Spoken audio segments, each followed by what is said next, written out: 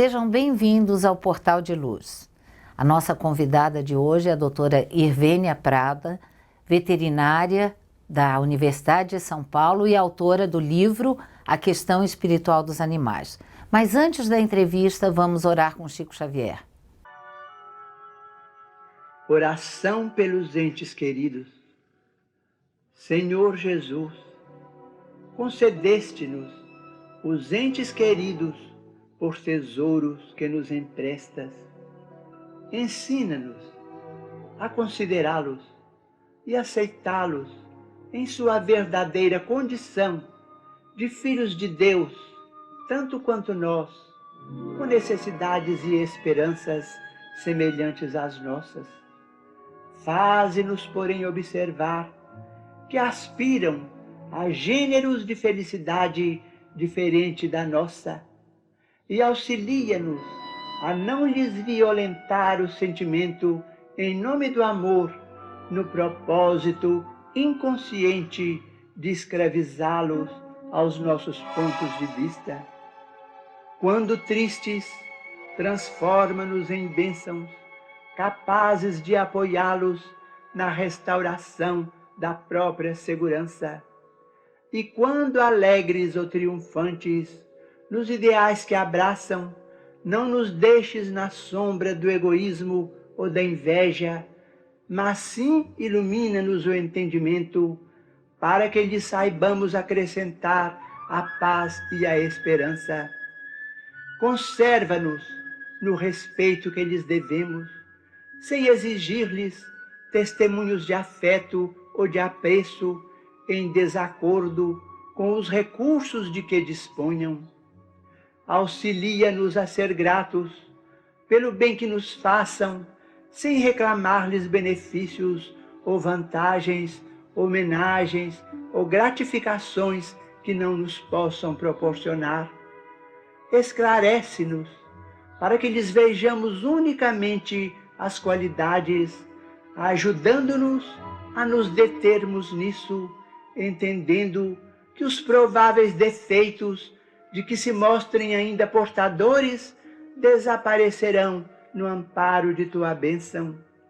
E se algum dia viermos a surpreender alguns deles em experiências menos felizes, dá-nos a força de compreender que não será reprovando ou condenando que lhes conquistaremos os corações, e sim entregando-os a ti através da oração, porque apenas tu, Senhor, podes sondar o íntimo de nossas almas e guiar-nos o passo para o reequilíbrio nas leis abençoadas de Deus. Doutora Irvênia Prada é médica veterinária formada pela Universidade de São Paulo e uma batalhadora da questão animal. Também é autora do livro A Questão Espiritual dos Animais, que está na 10ª edição.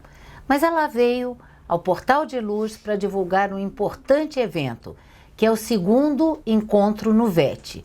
O que é esse encontro, doutora Irvênia? Antes de mais nada, eu queria agradecer a oportunidade de estar aqui com vocês, né? Um programa aí que herdamos da doutora Marlene, de saudosa memória.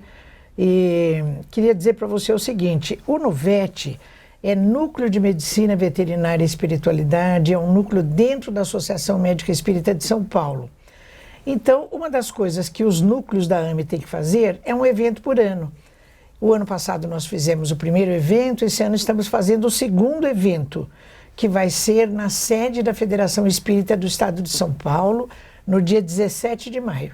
Estão todos convidados para nós tratarmos lá da espiritualidade na relação harmônica entre seres humanos e animais. Qualquer pessoa pode participar? É aberto ao público em geral, com certeza. E como está a relação ser humano e animal?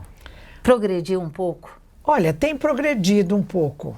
A gente está muito otimista em relação a isso, mas ainda está muito longe do que nós desejamos, né? Porque todo o nosso paradigma cultural ainda é antropocêntrico, ele visa o bem-estar do ser humano, ele explora os animais em benefício do ser humano. E a nossa proposta como minoria criativa é fazer um novo olhar, é ter um novo olhar nessa relação entre seres humanos e animais. É uma relação de harmonia, de vivência, de respeito à verdadeira natureza dos animais, que é uma natureza espiritual.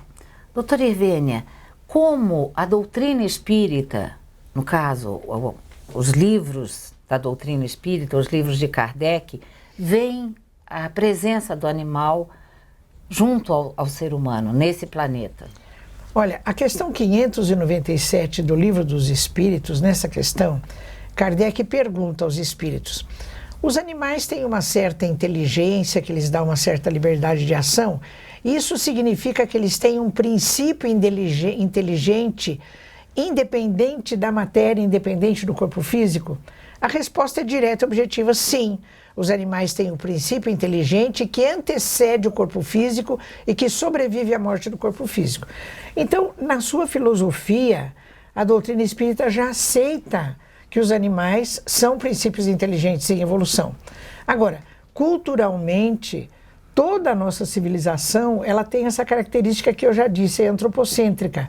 Os animais sempre foram vistos como objetos que podem ser utilizados, explorados e descartados em benefício do próprio ser humano. E a própria doutrina espírita, depois através dos livros de André Luiz, de Emmanuel, Irmão X e outros, elas nos motivam a respeitar os animais e, consequentemente, a amá-los. Inclusive nos livros do André Luiz, doutora Irvênia, em vários livros, ele cita a colaboração, o animal no mundo espiritual como um colaborador dos espíritos da humanidade. Com certeza. No livro Nosso Lar mesmo, já existe a citação de cães, figuras espirituais de cães puxando espécies de trenós. Em Missionários da Luz, o mentor Alexandre André Luiz, eles descem as regiões umbralinas acompanhados também por animais, por cães, né, que estão favorecendo, ajudando o trabalho missionário desses espíritos. Então esse paradigma é que tem que ser mudado. O animal é um companheiro, um auxiliar do ser humano e não alguém a serviço só do ser humano, né? Não alguém que continue a ser explorado em benefício só do ser humano. Hoje em dia, esse novo olhar, ele recomenda uma parceria, né? Todos nós somos seres em evolução, princípios espirituais dos animais, já estamos como seres humanos na fase de espíritos, buscando também o seu processo evolutivo, mas somos todos companheiros de jornada evolutiva. Então, essa separação entre seres humanos de um lado, como seres excelsos da natureza, e os animais de outro lado, como seres que precisam servir ao ser humano, essa visão está totalmente anacrônica. A visão agora que proposta por essa minoria criativa é de que nós nos vejamos todos como seres em evolução. Houve, inclusive, um movimento, como a senhora estava me contando, de cientistas, um movimento internacional que defende essa posição. Exatamente. Em 2012, exatamente em julho de 2012, uma série de neurocientistas, aliás, 26 neurocientistas de todo o mundo, estavam reunidos na Grã-Bretanha em um simpósio sobre consciência humana.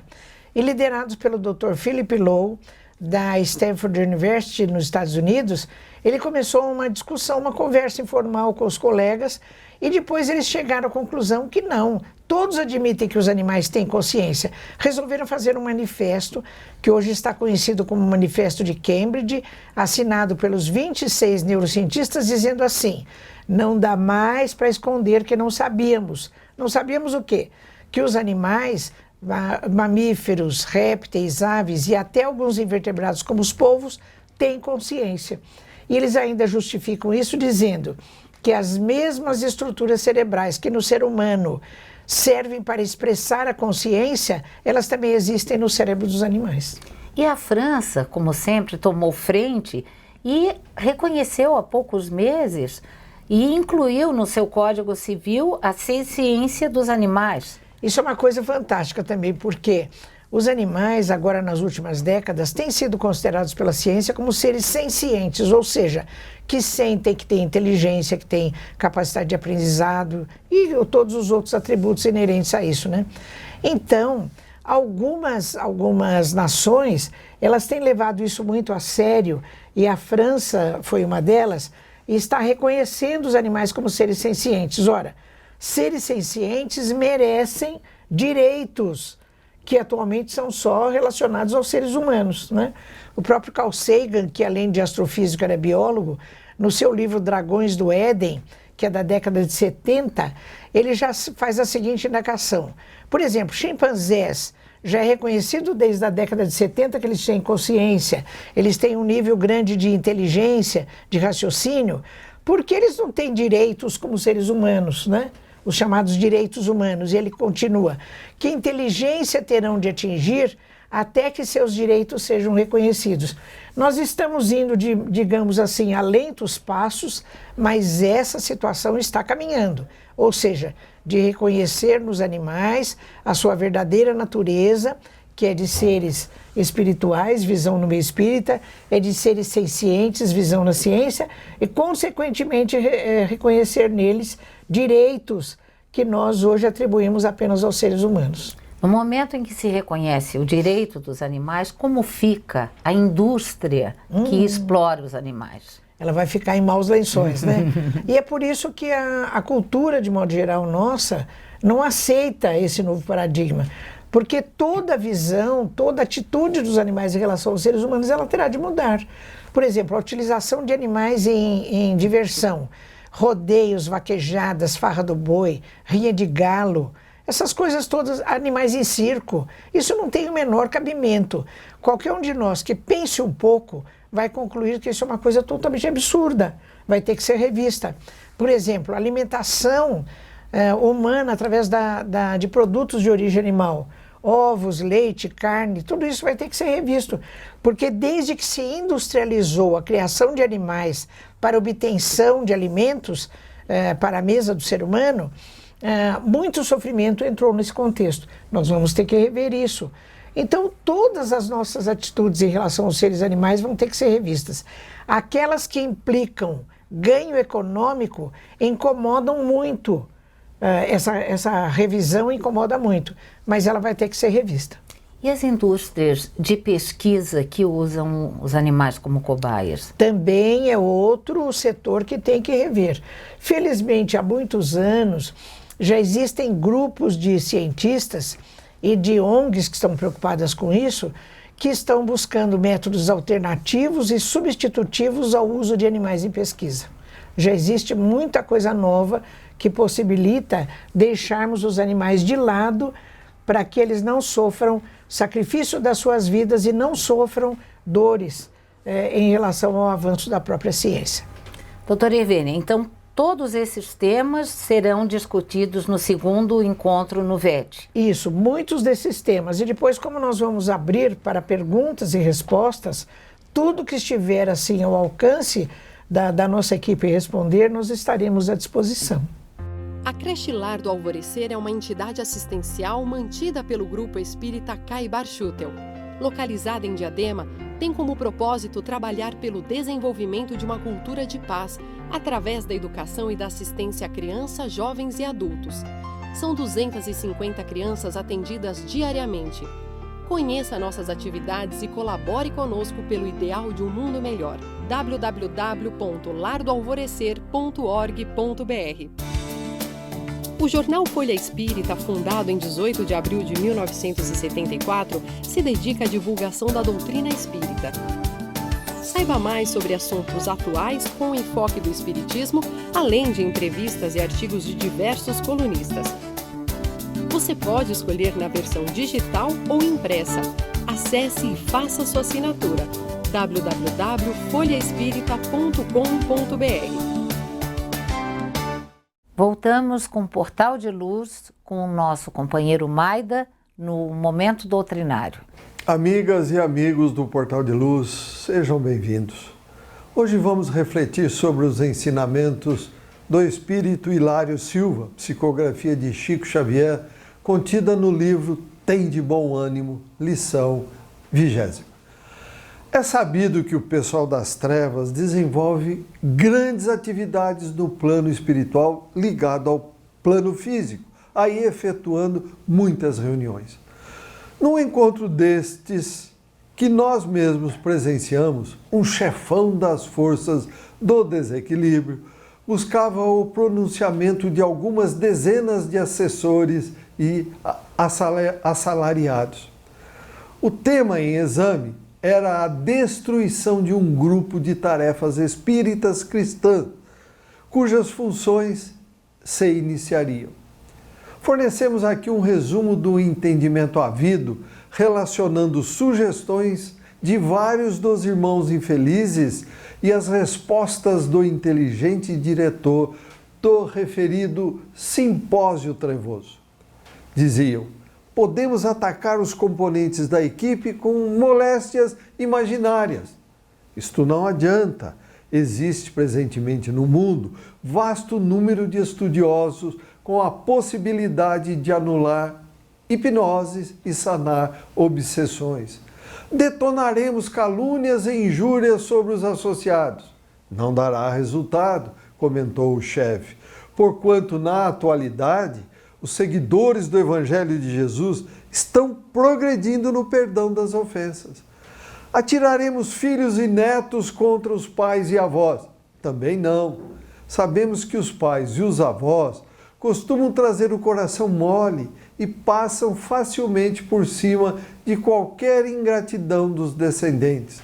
Aumentaremos as tentações das posses e riquezas. Este argumento não cabe aqui. As leis evoluíram e as posses e as riquezas na terra estão fiscalizadas e prejudicadas por impostos e exigências coercitivas. Faremos a desarmonia entre os casais, arremessando as esposas contra os maridos e os maridos contra as esposas. É inútil. Os homens e as mulheres sempre encontram parceiros para reajustes e acomodações. Os pareceres prosseguiam acesos, quando um dos presentes falou sorrindo: tem um plano que dará certo, segundo creio. A turma se colocou atenciosamente na escuta e o esperto interlocutor continuou: vocês todos sabem que os cristãos reencarnados, incluindo os espíritas, são pessoas semelhantes a nós mesmos, pelas tendências inferiores e pelos sentimentos imperfeitos que carregam. A única diferença entre eles e nós é a de que estão fazendo pela própria regeneração, tentando isso com muitas dificuldades.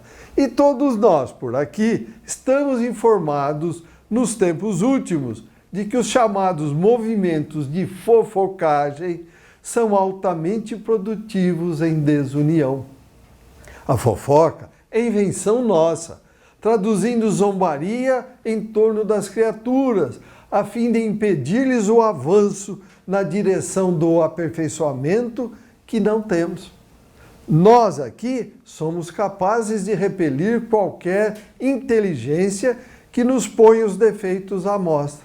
Brigamos, protestamos e, se preciso, vamos à pancadaria e ao pugilato. Pois entre os espíritos reencarnados a situação é a mesma. Faça-se a empresa de fofocagem e coloquemos o pessoal nos testes do melindre e estejamos convencidos de que esses companheiros, mergulhados em sonhos de renovação, não se aguentam juntos. Vendo-se apontados nas deficiências de que são portadores, não se tolerarão. E adeus, grupo. Sugiro a fofocagem não falha. O chefão das trevas desferiu enorme gargalhada em sinal de aprovação e anunciou em voz alta: muito bem, estamos nessa. E poucas semanas, os amigos se iniciavam em serviço de elevação na vida interior. Estavam desgostosos e felizes, e a palavra de todos parecia untada de fel e recheada com vinagre nas queixas recíprocas. A agremiação nascente não chegou a ser fundada em definitivo, e nós, os observadores do assunto, fomos obrigados a repetir com o matreiro obsessor: adeus, grupo. Reflitamos com carinho sobre tudo o que nos acontece, tendo sempre Deus e Jesus em nossos pensamentos antes de tomarmos quaisquer decisões no nosso dia a dia da atual existência. Saúde e paz e até o próximo encontro. Vamos ouvir o Dr. Marcelo em Saúde e Espiritualidade. Olá, bem-vindos a mais um quadro Saúde e Espiritualidade. Hoje eu vou falar sobre o apoio religioso espírita em hospitais. É sabido que todos os hospitais, além do tratamento clínico oferecido, deveriam atender às necessidades espirituais e religiosas dos pacientes, pois isso pode ser usado como aliado ao tratamento médico. No Brasil, o espiritismo é a terceira afiliação religiosa mais comum. Mesmo assim, existem poucas iniciativas de assistência religiosa dedicadas aos pacientes espíritas internados em hospitais gerais. Algumas iniciativas são responsáveis por atendimentos pontuais mediante a solicitação do paciente internado. Exemplos são o Comitê de Apoio Religioso do Hospital das Clínicas, lá da Universidade de São Paulo, e do Grupo Samaritanos da Federação Espírita do Estado de São Paulo. Por isso, a Associação Médico Espírita de São Paulo idealizou um serviço de apoio religioso espírita oferecido em hospitais conveniados aos pacientes internados e ou aos seus familiares, através da visitação por voluntários da nossa instituição. O objetivo é promover apoio humanitário, conforto e bem-estar ao paciente internado, usando a mensagem do Espiritismo para o fortalecimento da fé, do otimismo, da esperança e da paciência. Nós desejamos ser para o paciente internado um lembrete do poder da fé para sustentar, guiar e para aliviar durante a doença e o seu tratamento. As atividades desenvolvidas por esse serviço são o apoio pastoral cristão, o reforço de valores e conceitos da religiosidade cristã e também a orientação doutrinária espírita, se isso for solicitado. Portanto, nós fazemos um serviço de capelania, mas não somos propriamente capelães, porque não temos um trabalhador locado regularmente no hospital. Os voluntários vão apenas para as visitas de modo missionário, sem um vínculo formal com a instituição. No Hospital Santa Maggiore, Unidade Paraíso, esse projeto começou há alguns anos, em março de 2012. Como esse hospital é da rede Prevent Senior, uma característica é ter apenas pacientes idosos. A média dos assistidos em idade nessas visitas é de 76 anos.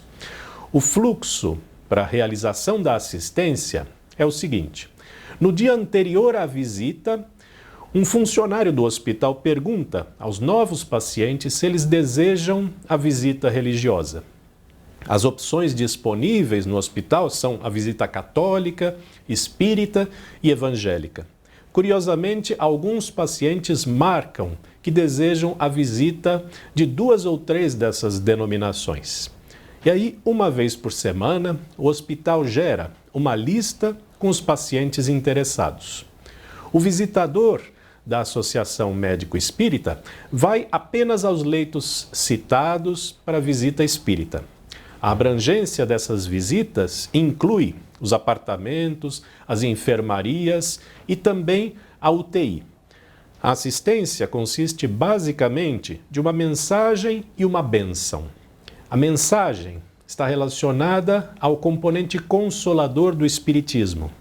O visitador lembra o assistido da presença de Deus, da sua justiça, da sua bondade, reforça que a crença nos traz a força e o significado para que nós possamos seguir em frente com fé e paciência. Em seguida é feita a prece nas aflições da vida. da coletânea de preces espíritas de O Evangelho segundo o Espiritismo.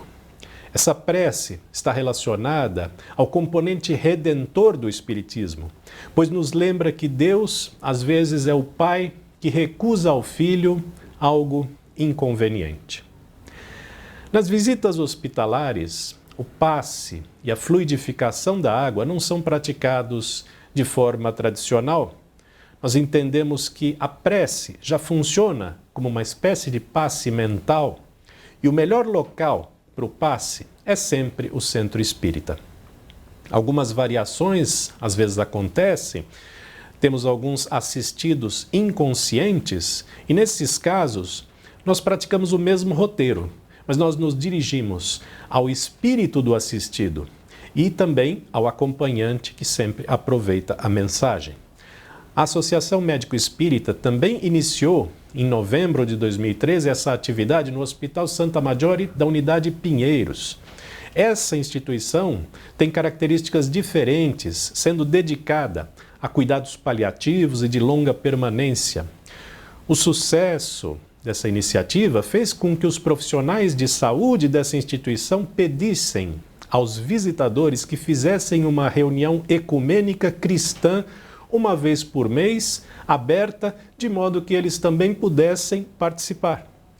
Como conclusão, esse modelo de capelania espírita parece bastante viável para ser replicado por outros grupos, é um serviço bem aceito pelos assistidos, pelos familiares, pelos funcionários de saúde e também pelos gestores dos hospitais.